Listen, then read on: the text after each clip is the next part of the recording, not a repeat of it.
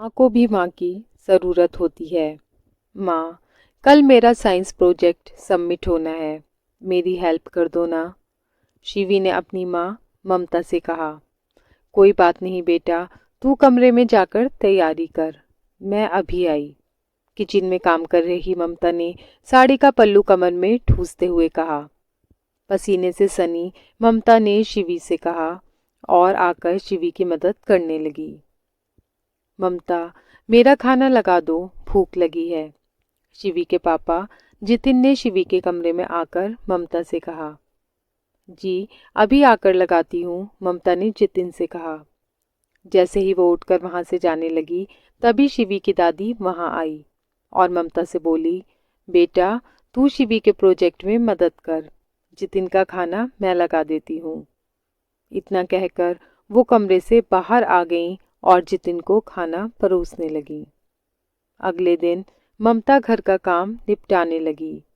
तभी अचानक थम से सोफे पर बैठ गई। ममता की सास ने हाथ लगाकर देखा तो उसका पूरा बदन बुखार से तप रहा था। उसने ममता को दवाई दी और वहीं सोफे पर आराम करने के लिए कहा। नानुकुर करती ममता को जबरदस्ती अपनी गोद में सुलाने लगी। तभी ममता को नींद आ गई और सास ने घर का काम निपटाने की सोची। अभी झाड़ू ही लगा रही थी कि पास वाली शांता चाची घर आईं।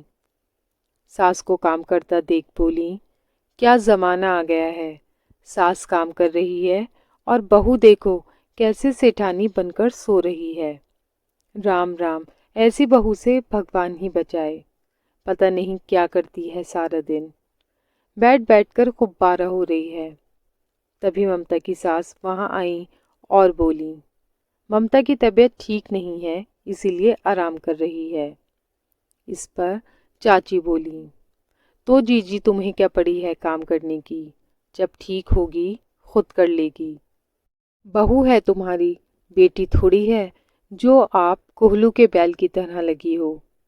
ऐसे तो इसकी नीयत बिगड़ जाएगी और रोज सिर दर्द का बहाना बनाकर लेटी रहेगी।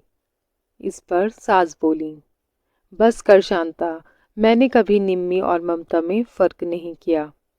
एक दिन अगर मैं काम कर लूंगी तो क्या बिगड़ जाएगा। ममता सारा दिन हमारा ख्याल रखती है। अपने बाबूजी की दवाई, कपड़े धोना, बच्चों की पढ़ाई, खाना बनाना सब ममता ही करती है।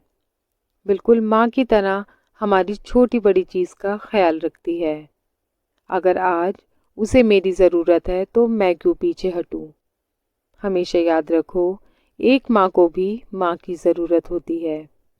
तभी शिवी स्कूल से आई और माँ से बोली, थैंक यू माँ, आपकी वजह से मैं प्रोजेक्ट में फर्स्ट आई हूँ। मैं साइंस फेयर में टॉपर हूँ। दर्द से कहराती माँ ने मुस्कुराकर शिवी का माथा चूम लिया। शांता चाची से अब कुछ भी बोले नहीं बनता था। अब वो चुपचाप उठकर घर चली गईं। माँ भी तो इंसान है, इसे भी किसी के प्यार की ज़रूरत है, देखभाल की ज़रूरत होती है। इसलिए दोस्तों, माँ को भी माँ की ज़रूरत होती है।